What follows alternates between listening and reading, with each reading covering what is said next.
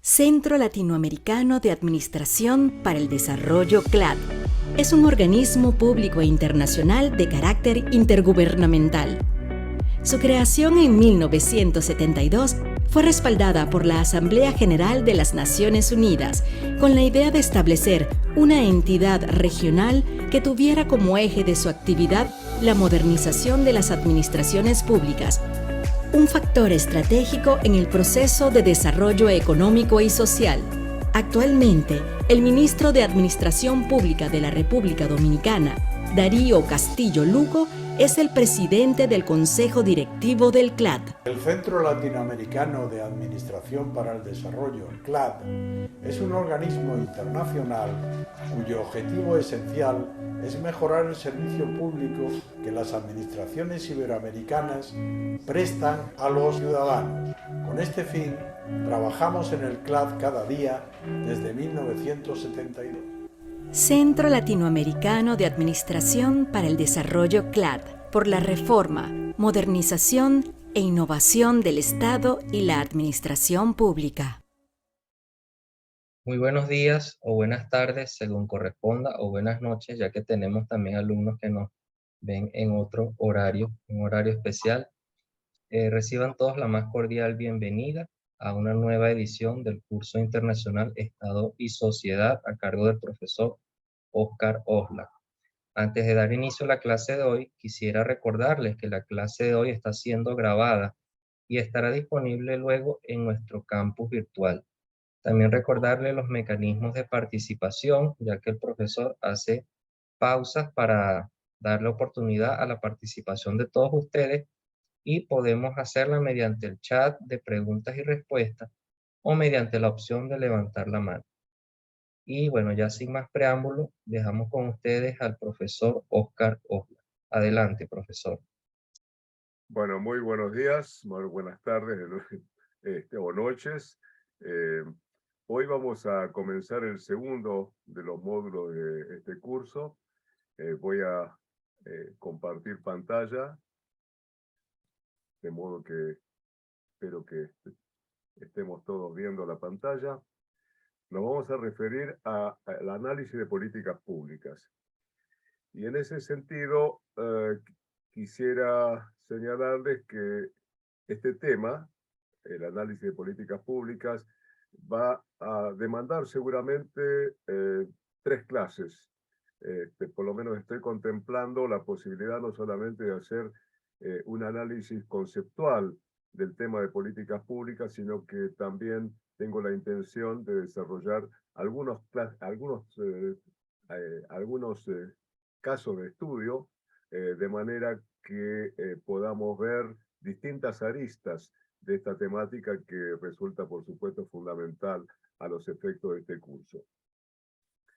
Lo primero que quisiera hacer es plantear algunas definiciones, tanto de otros autores como propias, y en ese sentido, la literatura de América Latina y algunos autores que no pertenecen a esta región han planteado en diferentes trabajos distintos tipos de definiciones en materia de políticas públicas. Tenemos, por ejemplo, el caso del doctor Aguilar, el profesor Aguilar Villanueva, que en un trabajo ya de hace muchos años, casi todos son trabajos de muchos años, porque el análisis de políticas públicas como disciplina especializada, podríamos ubicarlo alrededor de la década del 60 en los Estados Unidos. El profesor Villanueva, por ejemplo, ha publicado varios tomos sobre el análisis de políticas públicas.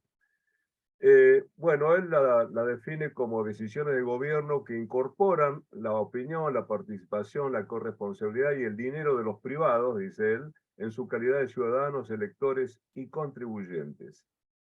Pero se refiere a decisiones de gobierno sin dar mayores, por lo menos en esa definición, mayores detalles acerca de a qué se refieren esas decisiones.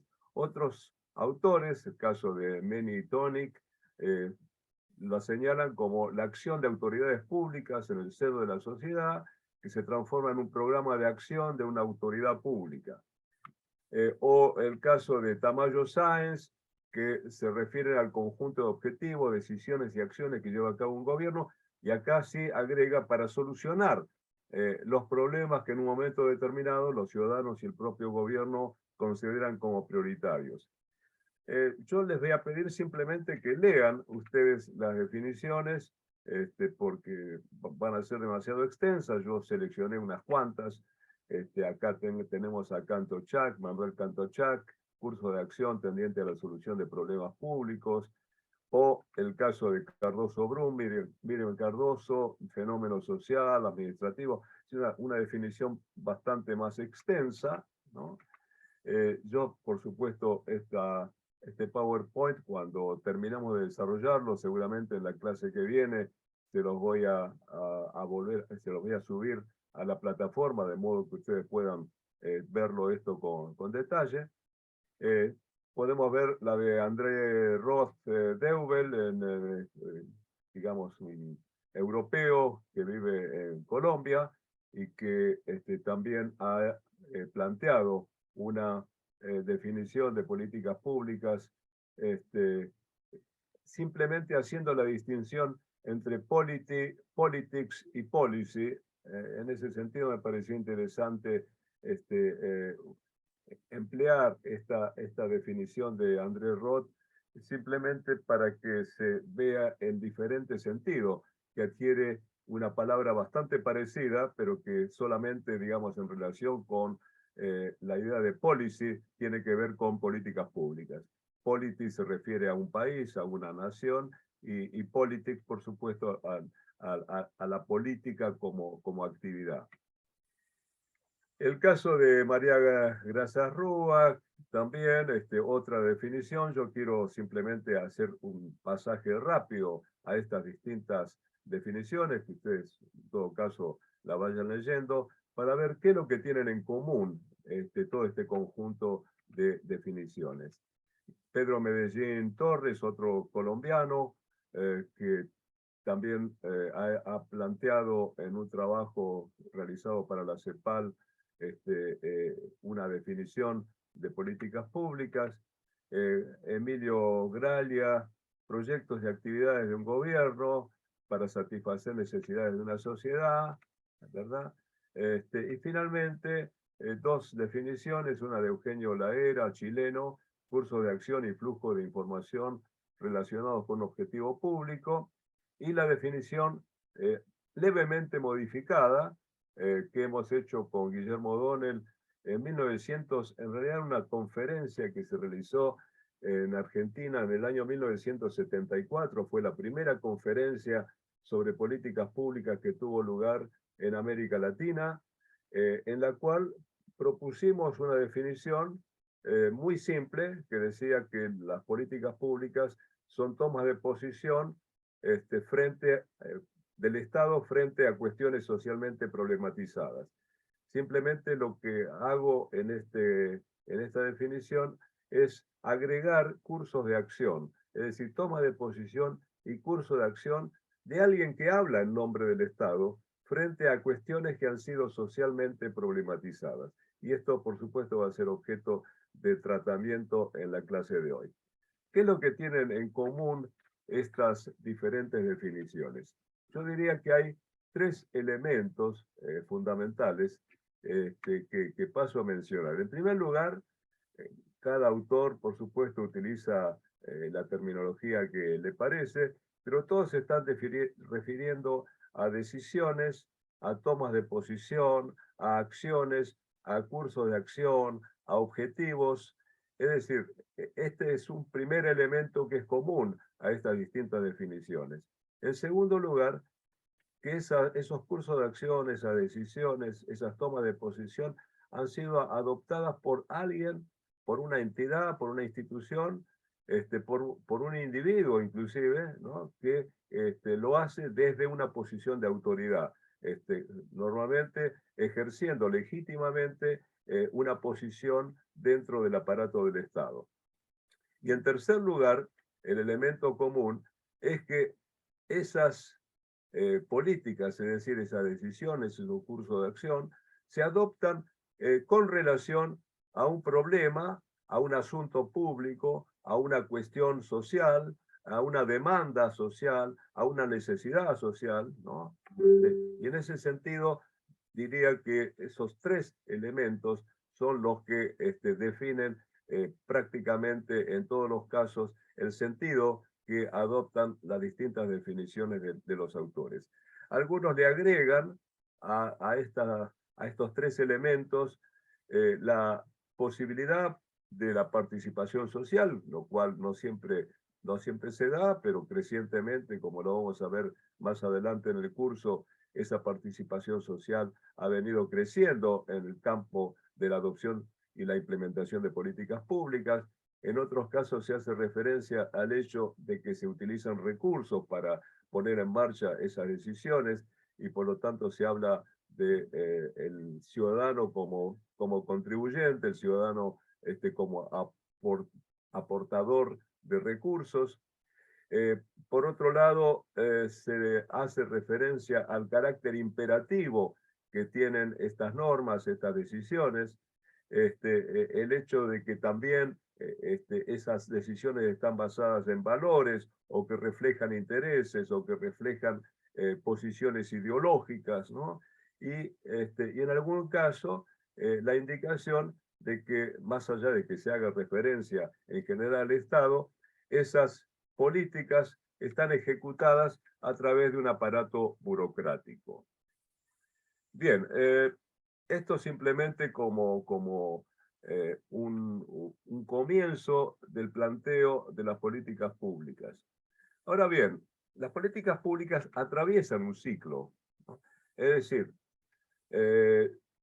recorren diferentes momentos, diferentes etapas que han sido justamente tratadas en la literatura como el ciclo de las políticas públicas. Y los autores se han referido a este ciclo de maneras diferentes, y yo lo voy a hacer también de acuerdo con mi interpretación de cómo funciona este ciclo de las políticas públicas.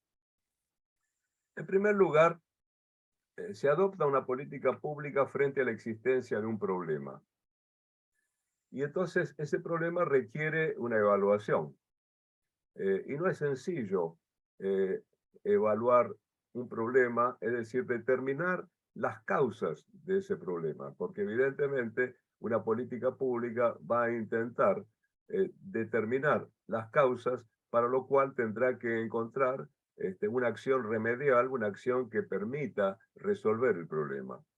Entonces, desde el punto de vista, nosotros habíamos visto en las clases pasadas, nos habíamos referido a la agenda del Estado, habíamos señalado que en un plano abstracto, podríamos decir que los grandes temas, las grandes cuestiones que forman parte de la agenda del Estado son las cuestiones de la gobernabilidad, del desarrollo y de la equidad distributiva, ¿verdad? Bueno, pero resulta que el Estado interviene en relación con problemas concretos, manifestaciones concretas de algunos de esas grandes macro cuestiones. ¿Cómo determinamos la existencia de un problema y cómo determinamos la relación causa-efecto entre la adopción de una posible solución, ¿no? Y la posibilidad de eliminación, en definitiva, de aquello que causa un problema? Y para mostrarles o darles alguna idea de la dificultad que puede haber en esa identificación, voy a usar un ejemplo, un caso que ha sido común en América Latina hace muchos años atrás, me refiero a casi 80 años atrás, por ejemplo, en Argentina, en Chile y en otros países donde se producía alrededor de la Segunda Guerra Mundial incluso en los años posteriores a la Segunda Guerra Mundial, un problema de estancamiento agropecuario. Es decir, el sector agropecuario en varios países de la región estaba sufriendo un problema de una reducida contribución del sector al Producto Bruto Interno. y por lo tanto los países trataron de buscar soluciones a ese problema del estancamiento, es decir, el crecimiento del producto de la agricultura crecía, por ejemplo, a una tasa similar al crecimiento de la población económicamente, perdón, de la población, al crecimiento poblacional, ¿no? Es decir, no aumentaba más que la población.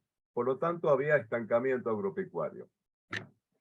Se encontró o se buscó y se intentó resolver el problema a través de la intervención en el mercado. Es decir, se consideraba en ese entonces que a raíz de la guerra se había reducido la demanda externa, además los precios internacionales no eran retributivos para los productos de la agricultura y en consecuencia había que tratar de defender la producción de sobre todo de los productores agropecuarios, más que de los intermediadores. Y por lo tanto se crearon entes reguladores prácticamente, por lo menos en el caso de la Argentina, se crearon toda clase de entes reguladores para los distintos productos de la agricultura. Una Junta Nacional de Granos, una Junta Nacional de Carnes, una entidad reguladora del algodón, del azúcar, de la yerba mate, etcétera, etcétera, de la vitivinicultura.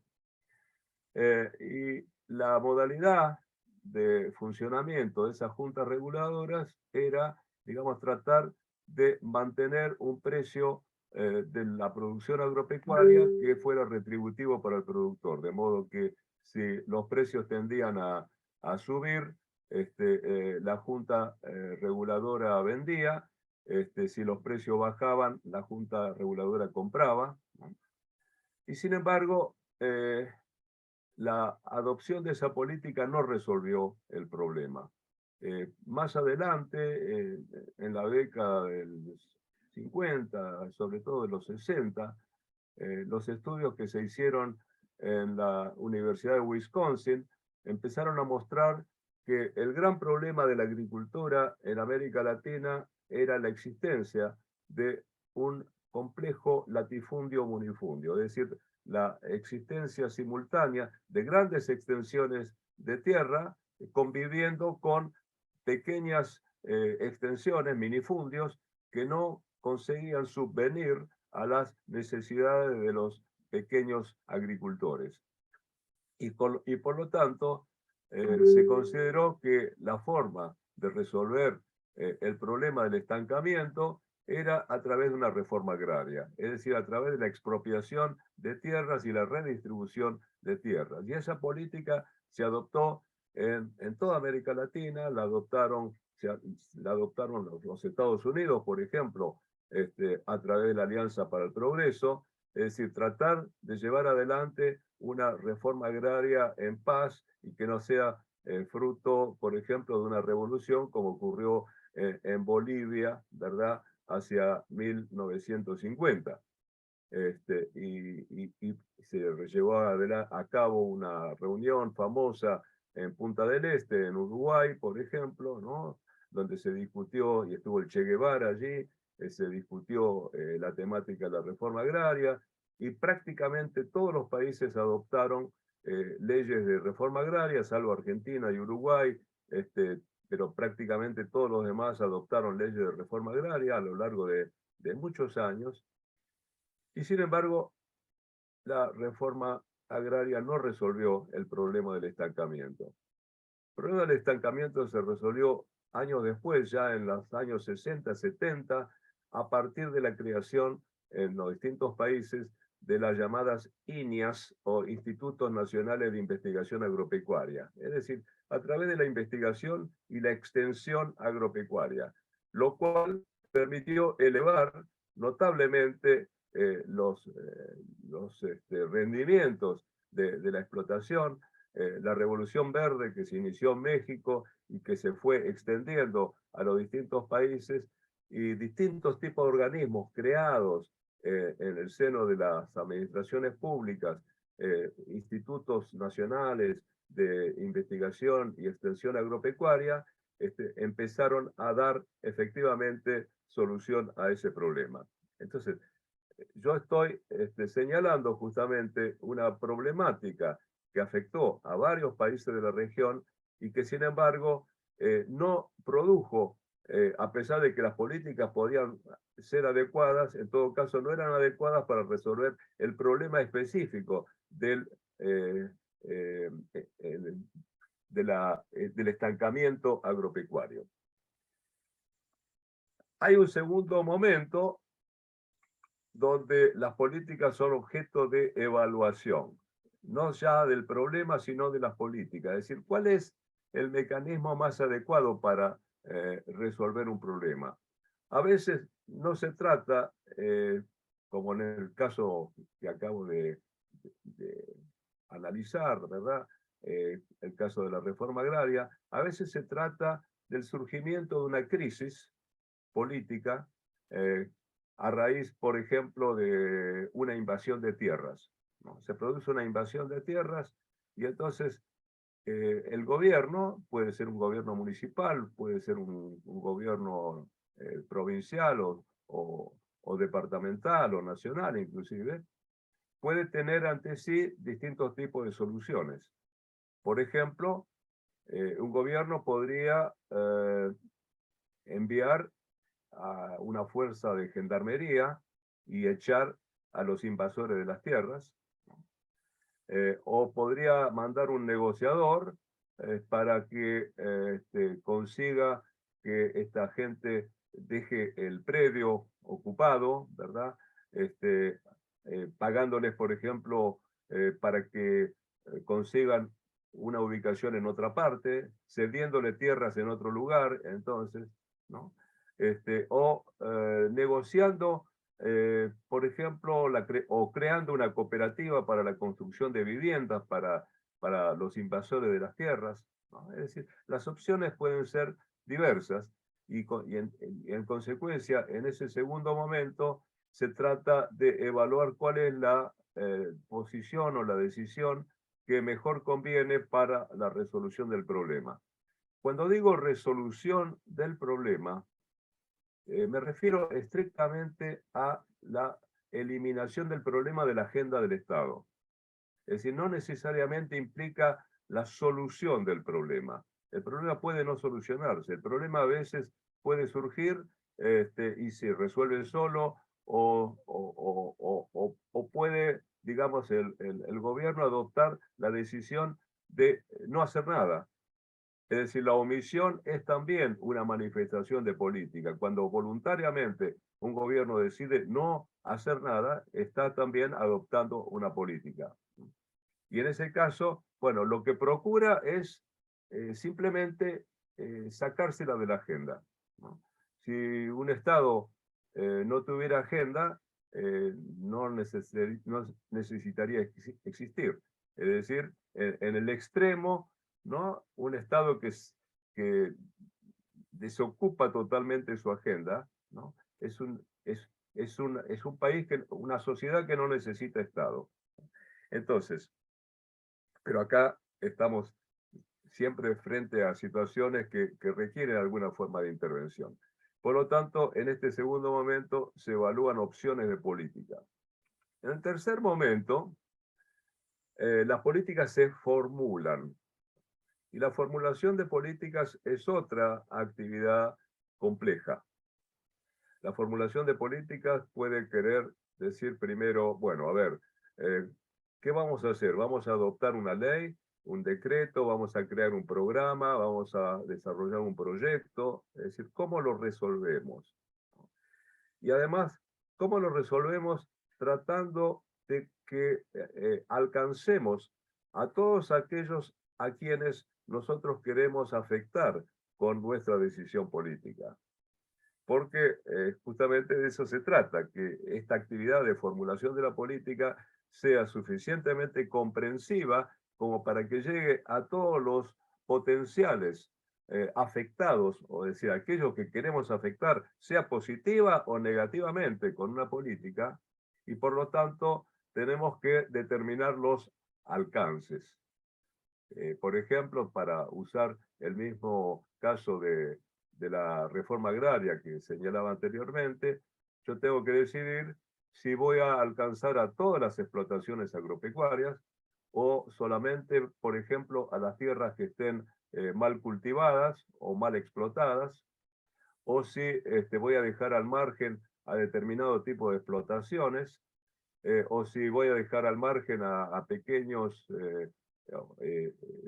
empresarios agrícolas, y en ese caso, bueno, ¿cuál es el mínimo que tiene que tener una explotación en términos de superficie de tierra como para que ser pasible de la política de reforma agraria? Y así sucesivamente. Y por supuesto esto me puede requerir, además de una ley, un decreto reglamentario donde pueda entrar en detalles para que la política pueda ser efectivamente aplicada y pueda haber después resoluciones posteriores, es decir, normas de menor alcance que van a ir especificando caso por caso todas aquellas situaciones en las cuales hay que o bien hacer excepciones o bien incorporar a nuevos destinatarios de las políticas al campo que queremos, al campo de, digamos, de afectados que queremos alcanzar. El cuarto momento del ciclo de las políticas públicas es el que corresponde a la implementación de las políticas. Es decir, allí ya estamos con lo que se llama el street level bureaucrat, o sea, la persona que en nombre del Estado va a estar vinculándose con el ciudadano que va a estar alcanzado por una política. En algunos casos, digamos, ese funcionario del Estado que va a estar a cargo de la implementación de la política puede ser una fuerza de seguridad. Supongamos, si yo dicto una política de estado de sitio, por ejemplo, dicto el estado de sitio, bueno, tengo que tener una fuerza de aplicación, una fuerza de seguridad, que haga cumplir, por ejemplo, el hecho de que ningún ciudadano puede circular por las calles después de las 10 de la noche, por ejemplo, ¿no? Para decir, para plantearlo de alguna manera. Y en ese caso es una fuerza de seguridad la que va a estar a cargo de la aplicación. Si decimos que se trata de una disposición tributaria, por ejemplo, ¿no? Un nuevo impuesto, ¿no? Bueno, tendremos un cuerpo de inspectores que salga a determinar si todos los contribuyentes han cumplido con la nueva medida, por ejemplo, sea, digamos, dentro de una institución de recaudación tributaria o saliendo a hacer inspecciones a la calle o aplicando sistemas de información que permitan verificar si el cumplimiento voluntario se ha producido o no se ha producido. Y algunos autores consideran que el ciclo no se cierra simplemente con la implementación, sino que luego es necesario determinar si la política ha sido efectivamente aplicada y si ha funcionado, es decir, si ha producido los resultados buscados, con lo cual plantearían un quinto momento o una quinta etapa en este ciclo de las políticas públicas. Yo considero que en realidad lo que se está haciendo permanentemente es evaluando si el problema se ha resuelto o no se ha resuelto, con lo cual volvemos al punto 1 de este ciclo, es decir, a evaluar la existencia o la subsistencia, la sobrevivencia del problema, de modo que no me parece necesario hacer referencia a un quinto momento. Un elemento común de cada una de estas etapas es la fuerte incertidumbre que rodea cada una de ellas, porque en la primera no sabemos cuál es la relación causa-efecto entre usar un mecanismo cualquiera, ¿no? Que intente resolver el problema y la resolución del problema. En el segundo, bueno, puede haber distintas opciones y cada una de ellas puede tener efectos políticos o efectos sobre la solución del problema bien diferentes. La formulación de las políticas exige no solamente un gran dominio de la técnica jurídica, sino además una gran capacidad para poder especificar todas las situaciones que deben ser alcanzadas por la política que se está formulando. Y la implementación, por supuesto, implica ya la tarea, podríamos decir así, de calle, ¿no? Donde el burócrata, el funcionario que está a cargo de la implementación de la política, tiene del otro lado del mostrador, del otro lado de la ventanilla o en la calle, ¿verdad?, al destinatario de esa política, y por lo tanto ahí se produce toda clase de situaciones que también implican el manejo de grandes áreas de incertidumbre. Si quisiéramos darle a este ciclo, cosa que no lo van a encontrar ustedes seguramente en la literatura, yo intenté de alguna manera hacer una diferenciación más conceptual desde el punto de vista del nivel de análisis que está implícito en cada una de estas etapas, ¿verdad? Bueno, la evaluación de problemas y la implementación de políticas tiende más a ser un nivel de análisis empírico, y en el caso de la evaluación de política y la formulación de las políticas, el nivel de análisis es más normativo. De la misma forma como, desde el punto de vista de la función que se desarrolla en cada una de estas etapas, la de evaluación de problemas y de políticas corresponde al input, es decir, a la evaluación de aquello que va a ser luego una decisión, tanto del lado de la formulación de políticas como del lado de la implementación de políticas. Bueno, y esto es lo que quería comentar con ustedes, ¿no? Es decir, una manera de ver este ciclo de las políticas públicas que en realidad alcanzaría prácticamente, más allá de que en algunos casos un gobierno tenga que reaccionar muy rápidamente frente a al surgimiento de un problema que demanda su intervención y su decisión, más allá de los tiempos que demande en cada caso. En todo caso, el ciclo de las políticas públicas puede ser aplicado prácticamente a cualquier área de política, ¿no?, con independencia del tiempo que requiera. Quiero hacer referencia ahora a la posibilidad o no de que una política sea bien gestionada, que es otro aspecto diferente, ¿no? Y en ese sentido, yo quisiera marcar, digamos, en esta relación entre política y gestión, porque la gestión va a ser, la gestión pública va a ser objeto de clases posteriores al análisis de políticas públicas, es decir, va a ser el tercero de nuestros módulos. Pero quiero simplemente señalar casos diferentes que pueden presentarse en este encuentro, digamos, entre política y gestión. Es decir, uno podría considerar que una política es adecuada o inadecuada, y una gestión puede ser efectiva o deficitaria. Y en ese sentido, perdón que se me movió, discúlpenme.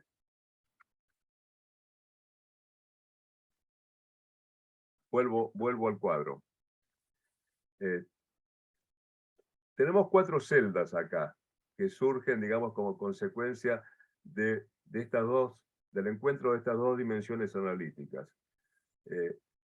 Una política puede ser adecuada o inadecuada, digo, una gestión puede ser efectiva o deficitaria, y nos encontramos entonces con 4 tipos de situaciones. La situación ideal, por supuesto, es la situación de la celda número 1, donde nos encontramos con una política adecuada y una gestión efectiva.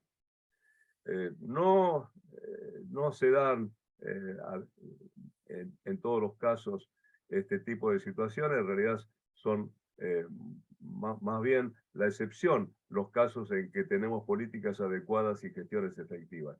Los casos más comunes son los que se producen en las celdas 2 y 4. Es decir, una política puede ser adecuada, pero la gestión puede ser deficitaria, o una política puede ser inadecuada y la gestión además deficitaria. Voy a darles un par de ejemplos. Supongamos en la celda número 2, imaginemos una política de atención primaria de salud. Una política de atención primaria de salud puede ser adecuada, pero resulta que la gestión hospitalaria puede ser deficiente. ¿Qué hacemos frente a esa situación? Bueno, la decisión puede ser, por ejemplo, hacer una transferencia, cosa que ha ocurrido, por ejemplo, en los años en que varios de nuestros países han adoptado políticas neoliberales o políticas de descentralización. Bueno, en algunos casos uno podría decidir privatizar la actividad de atención primaria de salud o descentralizarla, simplemente transferirla a una jurisdicción menor, a un departamento o a una provincia o a un municipio, ¿no? O podría llevar a cabo una reforma directamente de todo el sector hospitalario, una reforma del Estado, ¿no? Es decir, o hacer formar a la reforma del sector hospitalario parte de un programa más global de reforma del Estado. La situación 4 podría ser, por ejemplo, aquella en la cual no hay una adecuada política de inversión pública por parte de una empresa del Estado, o esa empresa del Estado no está dando los servicios que estaría o tendría la posibilidad de proveer, ¿no? En ese caso, de nuevo, la decisión puede ser privatizar esas empresas públicas, o puede ser, por ejemplo, también incorporar directivos de la empresa privada, del sector privado, incorporarlos como directivos del sector público. Eso ha ocurrido, por ejemplo, en la Argentina, donde se ha invitado a gerentes de empresas privadas a que se hagan cargo de la gestión de empresas públicas, o como ocurrió, por ejemplo, en República Dominicana en su momento, cuando se produjo el pasaje de un régimen neopatrimonialista, se produjo, digamos, la expulsión de los Somoza. No, los Somoza fueron en Nicaragua. Los Trujillo en República Dominicana. Pasó al sector público una enorme cantidad de empresas que pertenecían a la familia Trujillo y se creó una corporación de empresas públicas. Se buscó, digamos, a través de la corporación de empresas públicas, crear un mecanismo que permitiera mejorar el desempeño de esas empresas. Bueno, como puede verse, digamos, las soluciones pueden ser distintas, y hay un caso, digamos, que incluso también podríamos considerar el caso de la celda número 3, donde la política puede ser inadecuada y la gestión puede ser efectiva, ¿no? Es el mismo caso que les señalaba antes con respecto al estancamiento agropecuario. Es decir, podía haber una gestión muy efectiva de la regulación como actividad estatal, ¿no?, de los entes reguladores, podía ser perfectamente efectiva, pero resulta que la política era inadecuada para resolver el problema del estancamiento, ¿no? De manera que o lo mismo el caso de la reforma agraria, que no necesariamente resuelve el problema del estancamiento agropecuario. Entonces, la gestión puede ser efectiva, podría haber sido hecho con todo éxito todo el proceso de expropiación de tierras, pero no necesariamente eso solucionó el problema.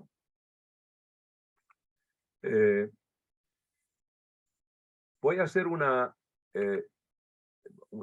desarrollo ahora tomando en consideración el trabajo que escribimos con Guillermo O'Donnell allí por la década del 70, ¿no? Estamos hablando de hace más de medio siglo.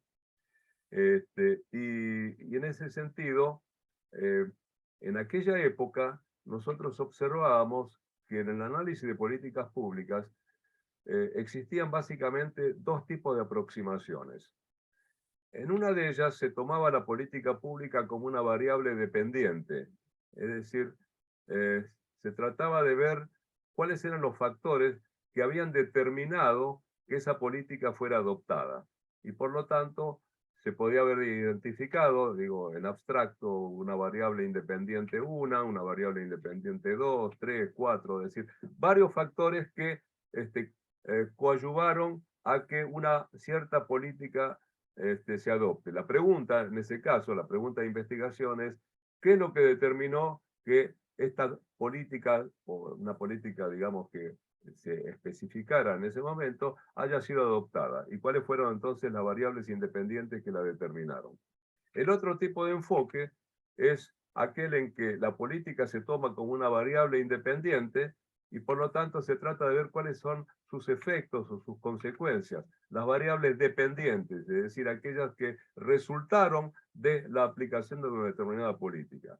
Y voy a dar un ejemplo justamente utilizando el de la reforma agraria para que esto quede mejor ilustrado, ¿no?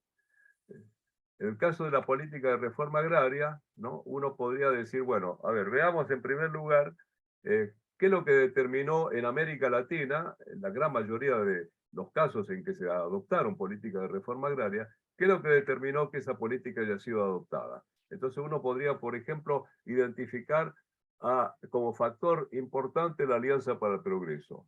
La Alianza para el Progreso implicó que el gobierno de John Kennedy, ¿no?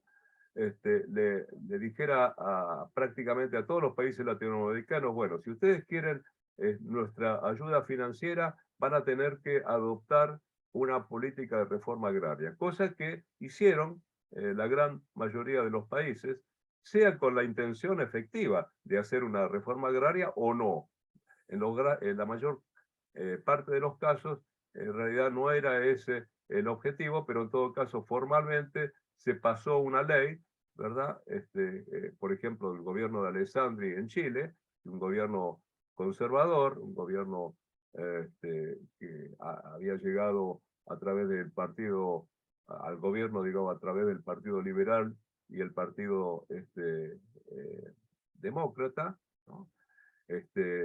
Conservador, perdón, el conservador y el liberal, ¿no? Y entonces uno puede decir, bueno, efectivamente la Alianza para el Progreso fue un factor importante, ¿no? La Iglesia, por lo menos en el caso chileno, caso que yo analicé en particular, fue una institución que, por ejemplo, se despojó de sus tierras, hizo su propia reforma agraria, redistribuyó las tierras que pertenecían a la Iglesia, y eso fue un factor realmente muy importante desde el punto de vista del impacto que pudo haber tenido para la adopción de una política de reforma agraria. La acción de los campesinos, cuando los campesinos, por ejemplo, tuvieron la posibilidad de ser sindicalizados, bueno, actuaron como una fuerza importante que impulsó este proceso en el gobierno de Alessandri.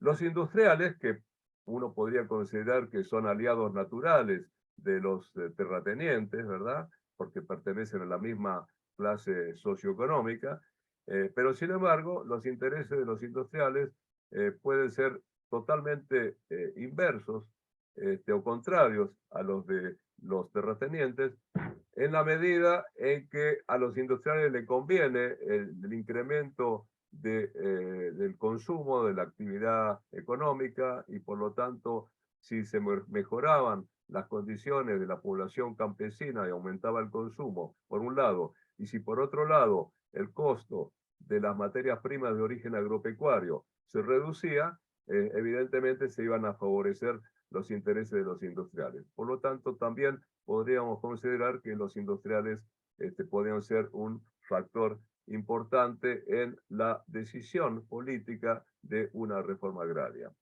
Ahora, si tomamos a la política ya no como variable dependiente, sino como variable independiente, podríamos preguntarnos, bueno, ¿qué pasó con la producción? ¿En qué medida la reforma agraria permitió un incremento de la producción agrícola? ¿O en qué medida la adopción de una política de reforma agraria modificó el poder campesino? ¿O la situación de la tenencia de la tierra? ¿O en qué medida se reconstituyeron alianzas políticas a raíz de la adopción de esta decisión? Y podríamos seguir haciéndonos preguntas, ¿no? Por ejemplo, bueno, ¿y si qué pasó con la producción agrícola y qué impacto tuvo sobre el Producto Bruto Interno? Y así sucesivamente. Bueno, no es esta la manera en que nosotros consideramos que debía analizarse las políticas públicas. Y entonces hago un paréntesis, ¿verdad? Para que tengamos oportunidad ahora de intervenir y hacer las preguntas, porque ya he desarrollado, la mitad de la clase, de modo que es el momento de plantearnos algunas preguntas. Veo que en el chat hay algunas intervenciones. Leonel. Sí, profesor, tenemos dos preguntas de Sofía Vázquez. La primera de ellas es, ¿por qué la participación ciudadana es un elemento esencial de las políticas públicas? Y la segunda es si se puede concluir que la evaluación es la etapa más importante de las políticas públicas. Bueno, vamos por partes. La participación ciudadana es importante, pero no ha sido tradicionalmente demasiado activa. La participación ciudadana está empezando, yo diría, empezando desde hace no más de 10, 15, 20 años, a tener alguna influencia en los distintos momentos de del ciclo de las políticas públicas, pero particularmente yo diría que el ciudadano puede cumplir un triple papel con relación a las políticas públicas. En primer lugar, en la formación misma de las políticas públicas, es decir, en la discusión acerca de cuáles deben ser esas políticas. Y eso puede ocurrir a través de audiencias que pueden realizarse cuando se discute una política, por ejemplo, en el Congreso, en el Parlamento, ¿no? A veces puede ser una consulta que puede llevar a cabo un gobernador, como el caso ocurría en algunos casos en el Brasil, que el gobernador podía poner a consideración de la ciudadanía distintas opciones frente a la resolución de un problema y comprometerse, por ejemplo, a adoptar la decisión que la ciudadanía considerara mayoritariamente.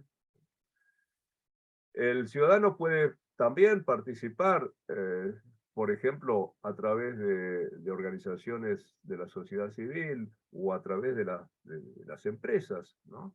En la producción pública, la producción de valor público, en actividades de producción de bienes y servicios. El ciudadano puede también participar en el seguimiento, control y la evaluación de las políticas públicas. Es decir, en los tres momentos, en lo que se refiere al futuro de las políticas, cuando se discuten esas políticas, en la provisión de bienes y servicios, de la coproducción de bienes y servicios, o, como digo, mirando hacia el pasado, en el seguimiento, control y evaluación de las políticas públicas. Eso sería, digamos, mi respuesta, pero eso se ha visto incrementado sobre todo a raíz de la difusión de esta filosofía de gestión pública que es el gobierno abierto, o como yo lo llamo el Estado abierto, ¿no? La filosofía del Estado abierto es la que se ha venido, digamos, imponiendo crecientemente y se ha visto además de alguna manera también reflejada en el peso creciente que están teniendo las organizaciones sociales dentro de esta distribución de la responsabilidad de lo público. La segunda pregunta tenía que ver con... Sí, es sobre la evaluación. Si se puede concluir que la evaluación es la etapa más importante de las políticas públicas. No sé si me inclinaría por decir que es la etapa más importante. La evaluación tendría que ser una actividad permanente del Estado. La evaluación en realidad es mirar hacia el pasado. La gestión pública es una gestión en 3 tiempos. Normalmente el tiempo que más que más, digamos, presencia tiene dentro de la gestión pública es el presente, ¿no? El presente es un presente continuo, es decir, se decide todos los días lo que hay que hacer y en realidad no se planifica. La planificación, la programación es una actividad que mira hacia el futuro. Y la evaluación y el control mira hacia el pasado, mira lo que pasó y en consecuencia, comparando lo que pasó con lo que tenía que haber ocurrido, entonces se determina qué nuevos cursos de acción habrá que tomar, qué modificaciones hay que hacer, cómo hay que encarar o modificar aquello que se está llevando a cabo justamente porque no se está, digamos, cumpliendo con los objetivos. Por lo tanto, hay una estrecha relación entre futuro, presente y pasado en la gestión pública. Lamentablemente, como digo, no es ni la evaluación ni la programación la actividad preferida en el Estado, ¿no? Es más bien una suerte de presente continuo la que domina. Gracias, profesor. Antes de dar la palabra a Omar Urrea de Colombia, que tiene la mano levantada, ya que estamos hablando del tema de la evaluación, voy a leerle una pregunta de Washington Torres. Dice, buenos días, profesor. Dentro de la definición de políticas públicas, aquella que usted propone señala la importancia de analizar las decisiones socialmente problematizadas. En este sentido, la matriz del ciclo de políticas públicas habla de 4 momentos importantes. ¿Estos momentos son rigurosos en su orden? ¿O pueden existir momentos en los cuales las cuestiones socialmente problematizadas cambian y por tanto el ciclo en algún punto debe iniciar o retomarse desde otro momento? Adelante, profesor. Sí, efectivamente, es así. El ciclo simplemente es eh, una secuencia lógica, nada más, que no necesariamente se va a dar en la práctica, ¿no? De pronto es necesario intervenir con rapidez y adoptar decisiones que requerirían, por ejemplo, una evaluación previa mucho más detenida, ¿no? Y eso no es posible por la criticidad de la situación, por ejemplo. Además, las cuestiones efectivamente pueden ir modificándose con el tiempo. Bueno, justamente lo que yo voy a hacer ahora en la continuidad de esta clase es referirme a la manera en que en ese trabajo con O'Donnell consideramos que había que avanzar en el análisis de las políticas públicas, es decir, ver a las políticas públicas como una sucesión de acciones y reacciones por parte del Estado y de la sociedad frente a una cuestión socialmente problematizada. Es decir, no es un momento, sino que es un proceso al que voy a referirme, ¿no? Así que déjeme pendiente la respuesta porque esa respuesta va a estar en el análisis mismo. Muchas gracias, profesor. Ahora vamos a darle la palabra a Omar Urrea de Colombia. Adelante, Omar, debes habilitar tu micrófono. ¿Quieres encender la cámara, Omar? Así no le hablo a un nombre y a una manito, sino a una cara.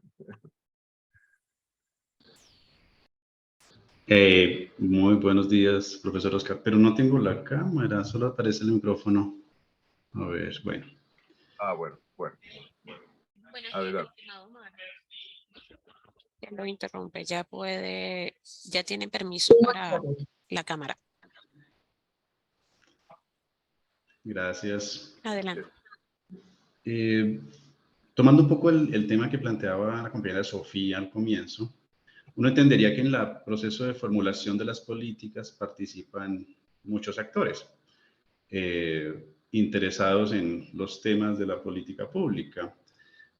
¿Qué opina usted, profe, de dos asuntos que me parecen importantes, de pronto revisando lo que he escuchado de otros autores, respecto a, primero, los ciudadanos básicamente no participan porque el costo de participar es bastante alto y prefieren no hacerlo? Y de esa manera, en la política pública termina primando la racionalidad de la gente, del administrador de turno, del político de turno, antes que la racionalidad del ciudadano.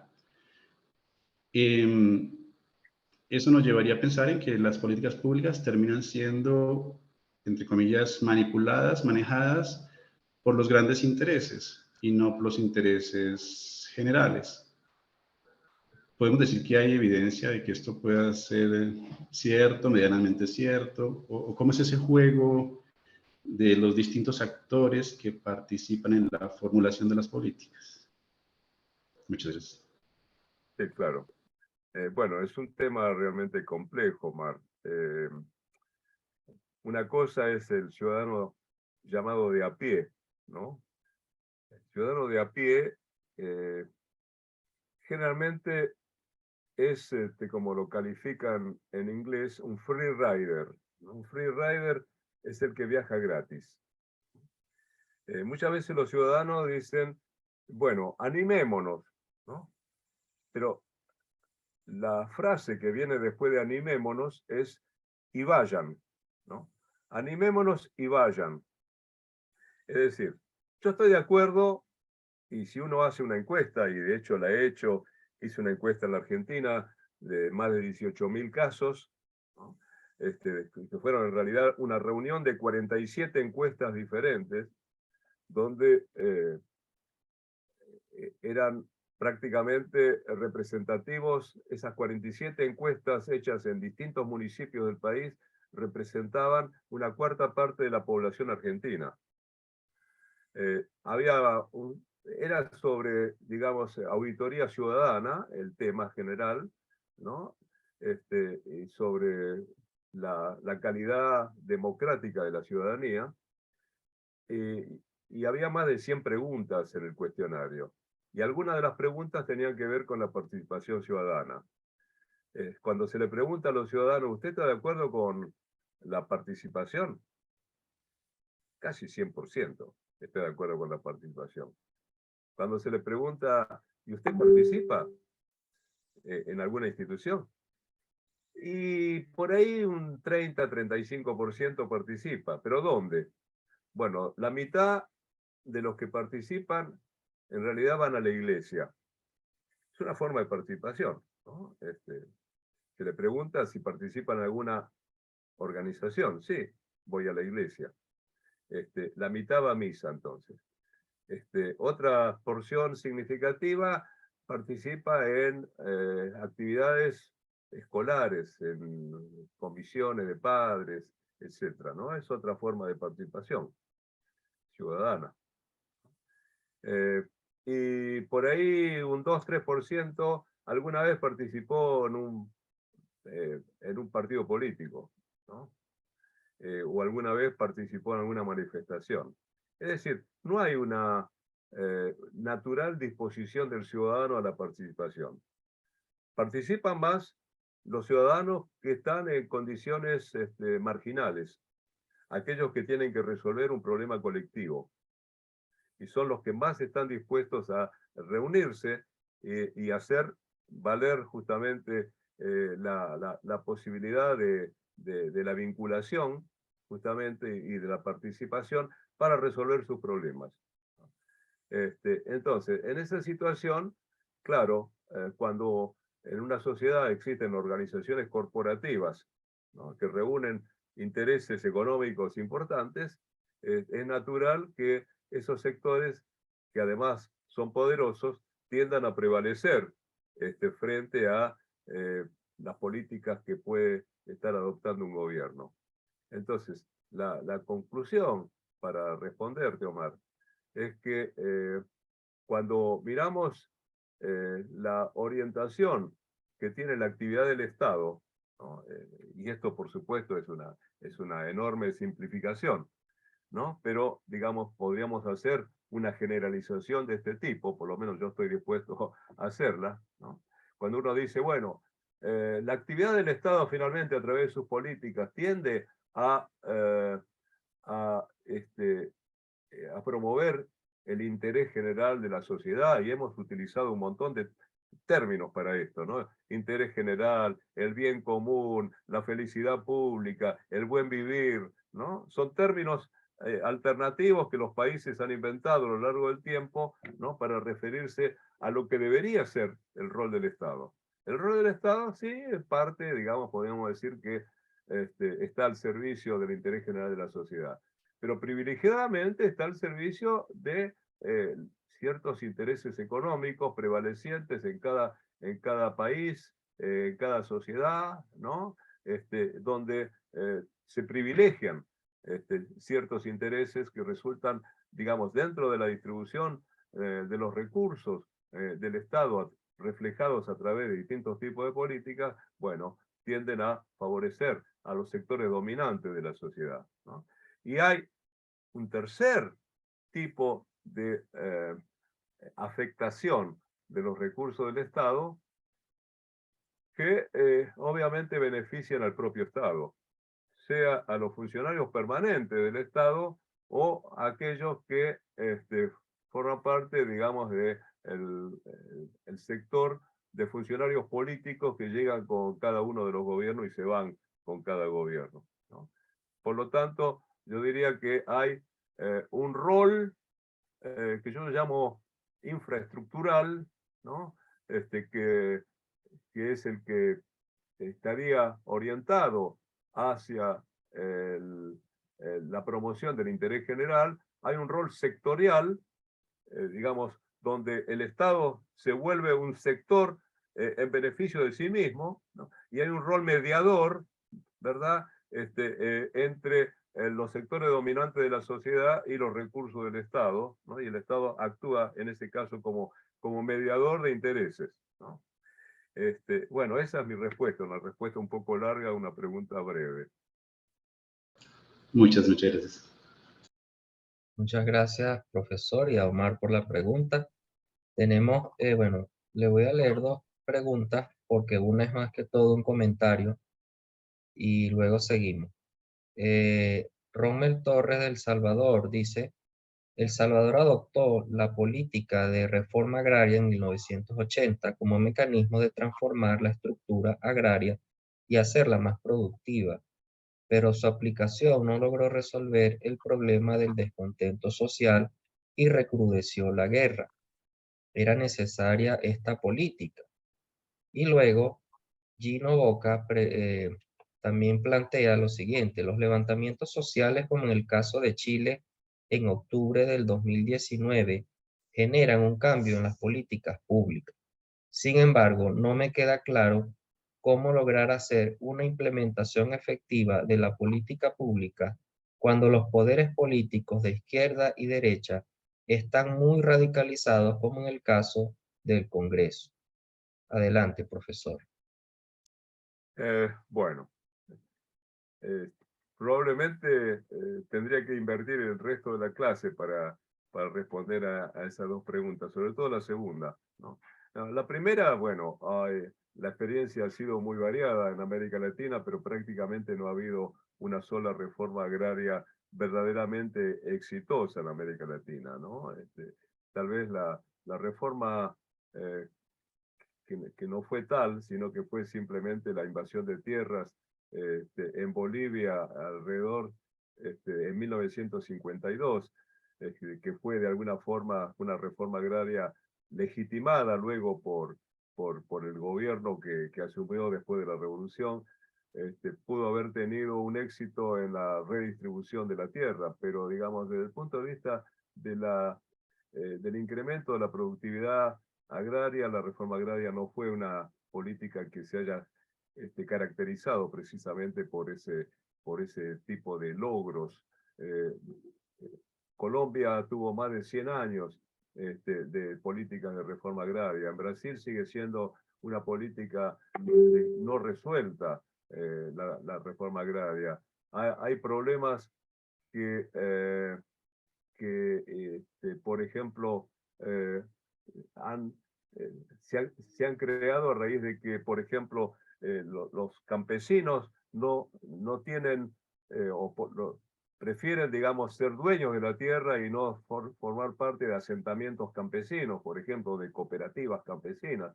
Es una problemática muy compleja y yo quiero hacer referencia a ese caso en particular ahora en la continuidad de la clase, de manera que me reservo la posibilidad de seguir respondiendo a la pregunta. ¿Okay? Con respecto a la segunda y a los... Bueno, el caso de Chile es tremendamente complejo.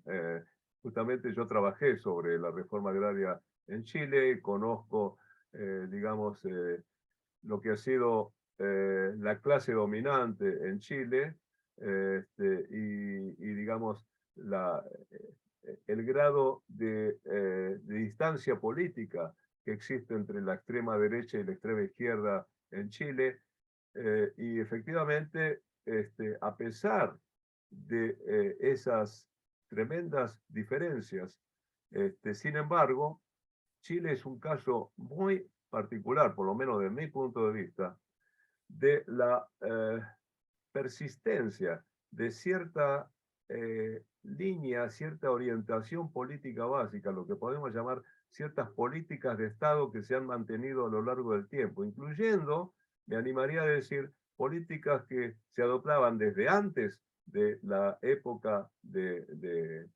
Pinochet, ¿no? A través de gobiernos como el de Alessandri, el de Frei, el de Allende, ¿no? Políticas que se mantuvieron a lo largo de esos años, y luego de Allende, con los gobiernos de la Unidad Popular e incluso con los gobiernos de derecha. Sin embargo, yo reconozco que hay ciertas orientaciones básicas en la política chilena que se han mantenido, ¿no?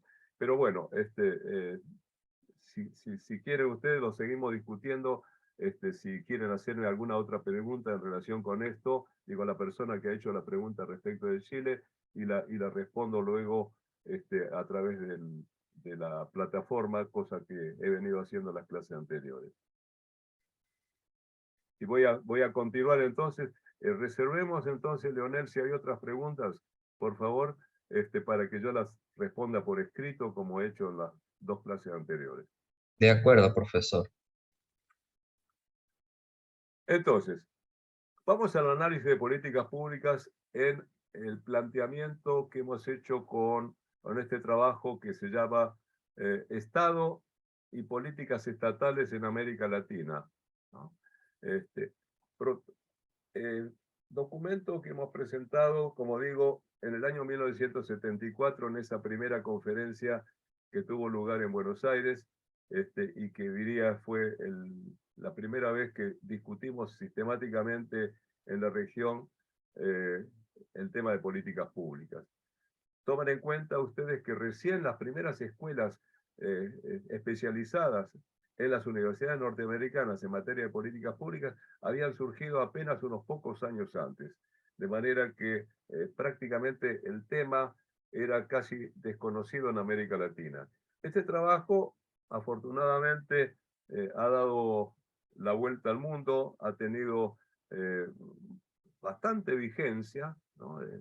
Espero que lo hayan podido leer, ¿no? Porque son los trabajos que básicamente planteo para este módulo del curso, y donde, digamos, planteamos en el documento una especie de protomodelo verbal, así lo llamamos, ¿no? Donde la primera pregunta que se plantea es, bueno, ¿cuál fue el primer momento, la primera ocasión en la cual alguien tomó posición, ¿no? Frente a una cuestión que ha sido o está siendo socialmente problematizada? Tomen en cuenta que no digo problema, sino que digo cuestión, ¿no? Y cuando digo cuestión, en realidad estoy traduciendo del inglés la palabra issue, ¿no? Un issue es algo que toma estado público y que es motivo de polémica, ¿no? Que es motivo de discusión, y que tiene, digamos, una importancia más o menos grande para distintos actores políticos, ¿no? Entonces, el planteamiento pudo haber sido hecho por un individuo, pudo haber sido hecho por un sector, por una organización social, por una organización corporativa, puede haberse planteado como una demanda. Es decir, las circunstancias en las cuales se pudo haber producido pueden haber sido muy diversas, pero lo que nosotros planteamos es la necesidad de identificar cuándo, cómo, en qué circunstancias surge el problema, ¿no? ¿Quién toma la primera posición? ¿Qué posición se toma, ¿no? Perdonen un segundito que tengo un llamado que tengo que... Un momentito. Hola. Sí, 12:30, por favor, sí. Gracias, estoy dando clase, gracias. Hasta luego. Bueno, disculpen. Bueno, entonces, ¿quién toma posición y sobre la base de qué recursos lo hace, ¿no? Vamos a ver en un momento dado qué es esto de los recursos. Y además, utilizando qué tipo de estrategias. Y vamos a ver también enseguida de qué estamos hablando cuando hablamos de estrategias de acción política. Entonces, toma de posición que da lugar a una respuesta. Normalmente da lugar a una respuesta.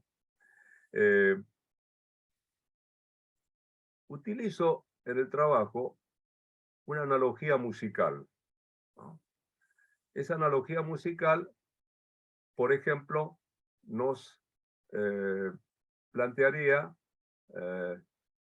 la siguiente situación. Vamos a suponer que yo, permítame que utilice mis dotes canoras, voy a cantar, ¿no? Diga, por ejemplo, ta ta ta tan.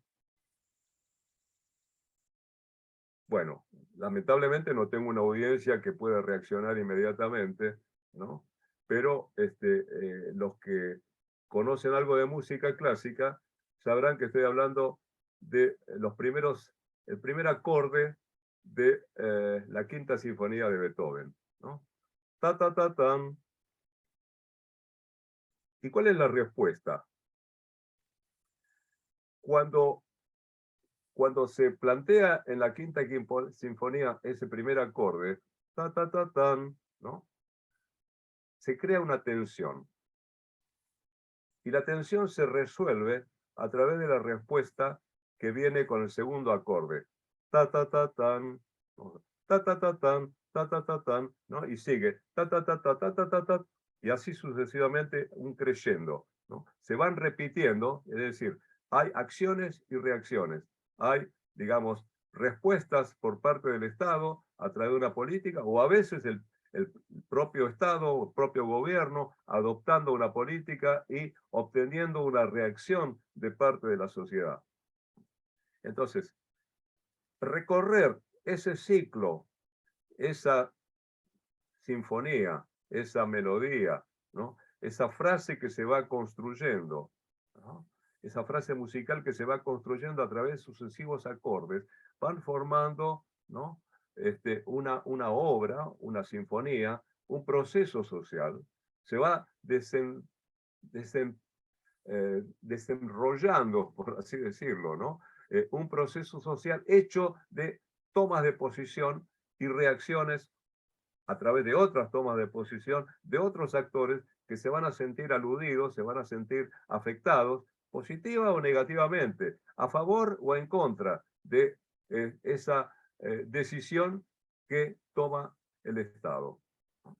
Donde algunos se van a sentir identificados por razones ideológicas simplemente, aunque no se vean afectados en sus intereses económicos directos, por ejemplo, ¿no? Y por lo tanto se van a formar coaliciones defensoras u opositoras a digamos, las posiciones que van tomando otros actores. Por lo tanto, la toma de posición se adopta en relación a una cuestión que va siendo problematizada socialmente, una cuestión que forma parte de una agenda estatal. Esa agenda estatal es a su vez parte de una agenda social, y donde esos diferentes acordes, esas diferentes posiciones que se van tomando sucesivamente, van a terminar produciendo cambios en la estructura social. Los cambios en la estructura social van a ser, por supuesto, muchísimo más lentos, más imperceptibles, y acá, como me gustan las metáforas, y hemos incorporado metáforas en ese trabajo, quiero utilizar otra metáfora, que es la metáfora de el uso del tiempo, el manejo del tiempo. Tenemos segundos, minutos, horas, y podemos utilizar también para el manejo del tiempo o para la medición del tiempo los almanaques, ¿verdad? Entonces, necesitamos relojes distintos para medir cada uno de estos fenómenos, que en algunos casos son fenómenos micro, aquellos que se dan, digamos, en la relación entre una toma de posición estatal y una respuesta por parte de algún sector de la sociedad, ¿no? Y otros que son mucho más macros, es decir, esos cambios imperceptibles que se van a ir dando en la estructura social, ¿no? Yo necesito un reloj con décimas de segundo para medir cuánto corre alguien 100 metros llanos, por ejemplo, ¿no? Porque el récord, no sé, estará en 9.58 segundos, ¿no? O sea, 9 segundos 58 décimas, ¿no? Y en cambio otros fenómenos se miden solo con el almanaque, ¿no?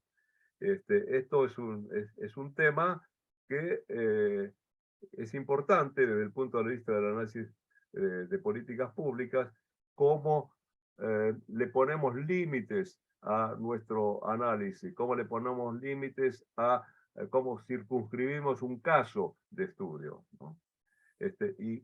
Y qué elementos, esto ya lo digo en relación con los trabajos que ustedes van a tener que hacer, ¿no? Y donde esperamos que todos los trabajos sean excelentes y que podamos hacer una buena selección de los trabajos para incluir en el libro que va a publicar el CLAD.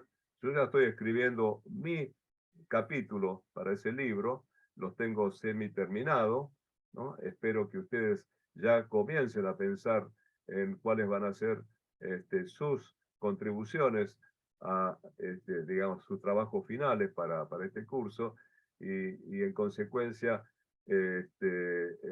bueno, es muy importante esto que estoy señalando, sobre todo si ustedes van a analizar alguna política pública, ¿no? Si van a analizar alguna política pública, la gran pregunta es cómo delimitamos el alcance de ese caso que van a estar estudiando. También pueden hacer un trabajo teórico, de reflexión teórica, por supuesto, no está exenta esa posibilidad, ¿no? Pero, digamos, es muy importante la delimitación del caso de estudio que vayan a desarrollar, si es que efectivamente utilizan un análisis de políticas públicas, ¿no? Decía recursos de poder. Todos nosotros como actores políticos tenemos recursos de poder. ¿no? Algunos pueden depender de la fuerza física, ¿no? De la coerción, aunque la coerción no es únicamente algo que se puede ejercer necesariamente a través del uso de la fuerza. Es decir, el uso de la autoridad legítima también puede tener un alcance coercitivo. Dibujé ahí un tanque, ¿verdad? Porque es una imagen muy clara respecto del sentido que tiene la coerción como recurso de poder. Pero sin duda, la coerción es un recurso fundamental y la fuerza y la capacidad coercitiva que pueden tener diferentes actores es bien diferente, ¿no? Un segundo recurso de poder es la información, porque digamos que sobre todo en la época actual, la información es poder. Es decir, la utilización del conocimiento es un recurso que puede resultar inapreciable en digamos, en un conflicto, frente a un conflicto, y por eso, digamos, existe en general renuencia por parte del Estado de dar a conocer información. El Estado, decía Max Weber, es una caja negra, ¿no? Porque la información tiene puede tener un uso muy poderoso, ¿no? No informar o distorsionar la información es una forma de ejercicio del poder. En tercer lugar, los recursos materiales, por supuesto, son también una forma en que podemos utilizar este tipo de recurso para producir algún tipo de efecto o de uso frente a un conflicto. Yo puedo comprar voluntades, por ejemplo. Y también hasta cierto punto la ideología, ¿no? Es un recurso de poder, ha sido utilizado a lo largo de la historia también, con variable suerte, pero en todo caso podemos decir que quien maneja una poderosa ideología también tiene o tiene acceso a ese recurso de poder. Y en general, los autores pueden tener diferentes cuotas de estos diferentes recursos de poder.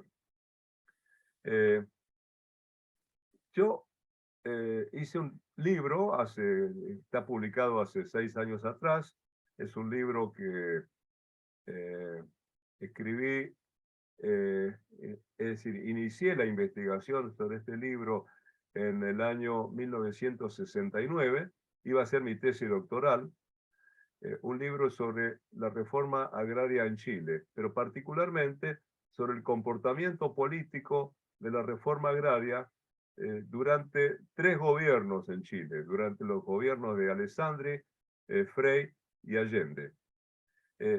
Quiero comentarles, y voy a completar, por supuesto, no lo voy a alcanzar a desarrollar en la clase de hoy, que ya está, digamos, a minutos de terminar, pero quiero comentarles un poco las características y las condiciones en que este libro fue escrito. Yo estuve en Chile en el verano del 69-70, es decir, entre diciembre del 69 y marzo de 1970, haciendo una investigación en la que traté de determinar cuál era la posición de los terratenientes chilenos frente a las políticas que se estaban adoptando en ese momento en Chile en materia de reforma agraria. Ya habían transcurrido varios años desde los cuales, a partir de los cuales esa política había sido iniciada, la había iniciado el presidente Alessandri, que tuvo su mandato entre 1958 y 1964. Y como ustedes ven, esa etapa tiene un significado también interesante. La utilizo como una metáfora que funcionó muy bien en este caso, porque resulta que la reforma agraria se desarrolló durante 3 gobiernos, durante los gobiernos, como digo, gobierno conservador de Alessandri, el gobierno reformista de Eduardo Frei, padre, y el gobierno revolucionario de Salvador Allende. Una casualidad histórica simplemente de que se hayan sucedido tres gobiernos con tres orientaciones políticas diferentes, que utilizo como metáfora entonces la corrida de toros, porque la corrida de toros también tiene tres momentos. Un primer momento, que es el momento del capote, ¿no? Donde el torero simplemente agita el capote, enfurece al toro, pero no pasa nada, ni el toro resulta herido, ¿no? Porque simplemente juega con el toro, ¿no? De la misma forma, si utilizamos metafóricamente al toro como el sector terrateniente, bueno, el torero, que viene a ser el presidente, en este caso Alessandri hace durante su mandato lo que se llamó la reforma del macetero, o sea, removió un poco la tierra de las macetas, pero no llevó a cabo ninguna acción de reforma agraria en el sentido de hacer una expropiación, una única expropiación de tierras. En cambio, Frei, sí, en el segundo momento de la corrida, como el segundo torero, lo que hace es utilizar la picana, ¿no? Es decir, picanea al toro, ¿no? Es la etapa de las banderillas. El torero le va clavando banderillas al toro, y eso es lo que va haciendo Frei con los terratenientes en la medida que inicia el proceso de expropiación de tierras.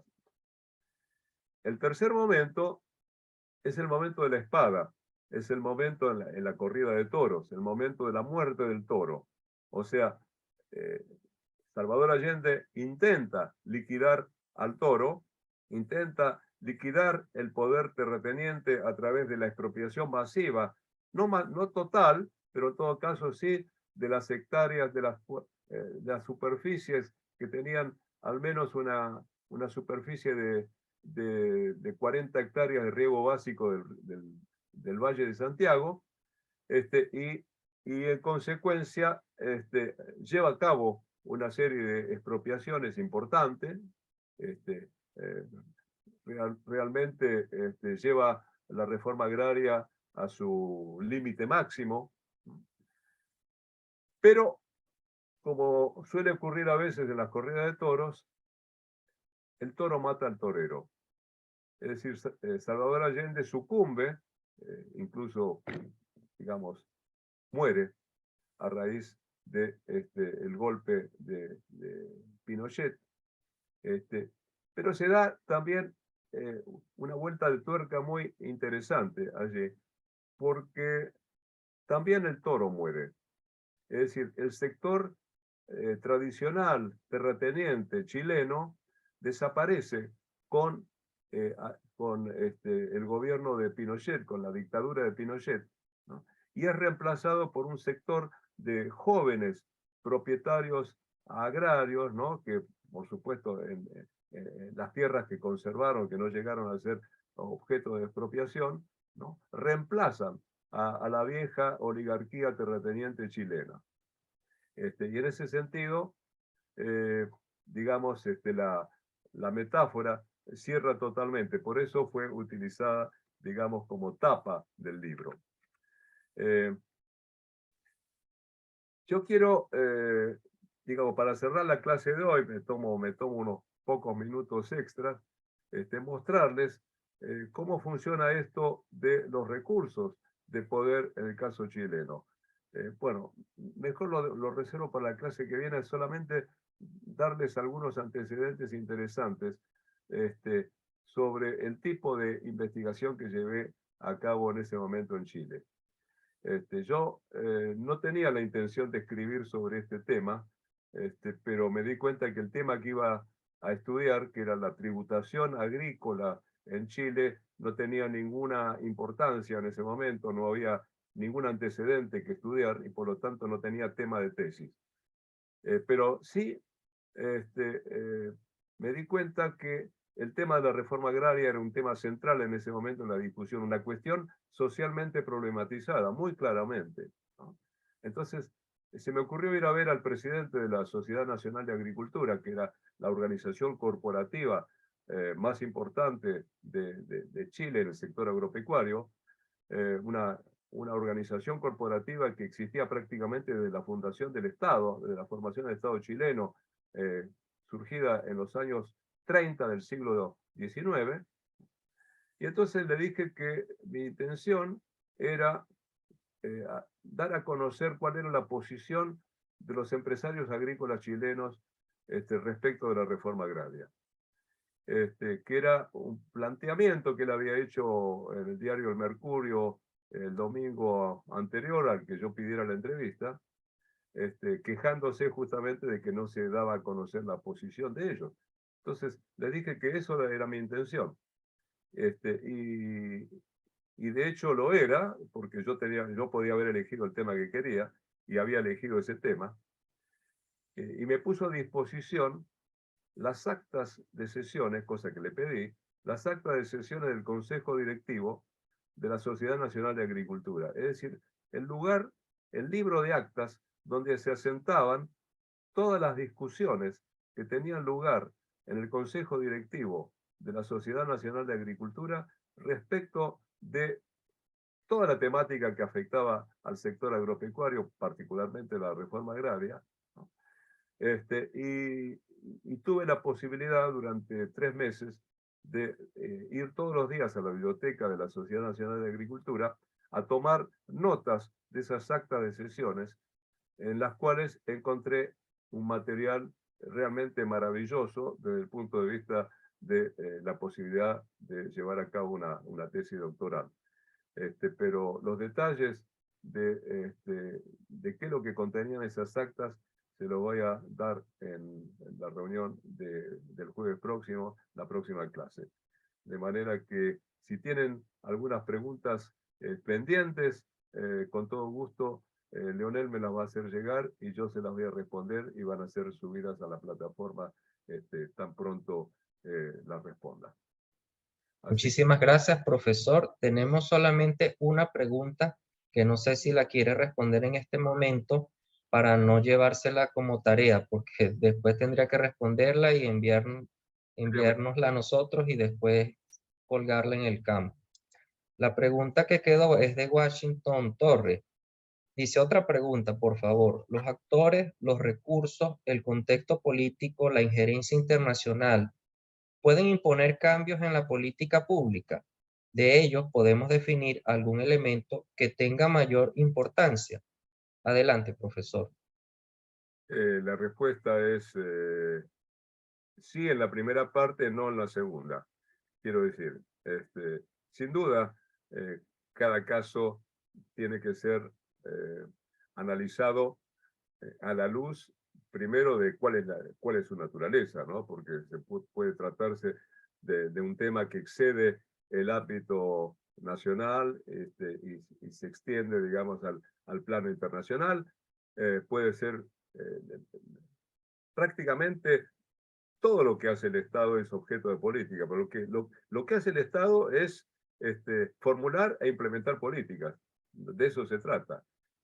Y a través de ese proceso lo que hace es crear instituciones que se hacen cargo de la formulación y la ejecución de esas políticas, ¿no? En ese sentido, el Estado termina haciendo lo que hace, ¿no? Yo por ahí planteo en algún trabajo, el Estado es lo que hace, ¿no? Y lo que hace es formular e implementar políticas. Por lo tanto, puede afectar a un único actor social, puede afectar al conjunto de la sociedad. Si yo devalúo la moneda nacional, afecto a toda la población. Si yo dicto el estado de sitio, afecto a toda la población. En cambio, hay políticas que afectan exclusivamente a un sector o una institución, ¿no? Entonces tenemos situaciones sumamente diferentes y constelaciones de actores totalmente distintos de caso a caso. Ahora, si alguno de ellos es más importante o menos importante, depende totalmente de las circunstancias, de la naturaleza del planteamiento, de los intereses que están en juego, de los recursos que están disponibles para ser afectados a a la resolución de la cuestión, etcétera, etcétera. De modo que la segunda parte es, no podría privilegiar un factor en particular, ¿no? Pero sí admito la posibilidad de que toda clase de actores puedan estar incorporados, algunos afectados en forma directa o algunos que hacen causa común con aquellos que resultan afectados. Así que, digamos, bueno, vamos a seguir en las próximas 2 clases analizando este apasionante tema. Muchísimas gracias, profesor, por la sesión del día de hoy. Le recordamos a los alumnos que la clase de hoy estuvo siendo grabada y estará disponible en nuestro campus virtual. Les invitamos a la próxima sesión el día jueves a la hora habitual, con el mismo enlace, el mismo canal a la misma hora. Muchísimas gracias nuevamente a todos los alumnos que se pudieron conectar y será hasta la próxima oportunidad. Hasta luego. Muy bien, muchas gracias. Adiós. Hasta pronto. Centro Latinoamericano de Administración para el Desarrollo CLAD es un organismo público e internacional de carácter intergubernamental. Su creación en 1972 fue respaldada por la Asamblea General de las Naciones Unidas con la idea de establecer una entidad regional que tuviera como eje de su actividad la modernización de las administraciones públicas, un factor estratégico en el proceso de desarrollo económico y social. Actualmente, el ministro de Administración Pública de la República Dominicana, Darío Castillo Lugo, es el presidente del Consejo Directivo del CLAD. El Centro Latinoamericano de Administración para el Desarrollo, CLAD, es un organismo internacional cuyo objetivo esencial es mejorar el servicio público que las administraciones iberoamericanas prestan a los ciudadanos. Con este fin, trabajamos en el CLAD cada día desde 1972.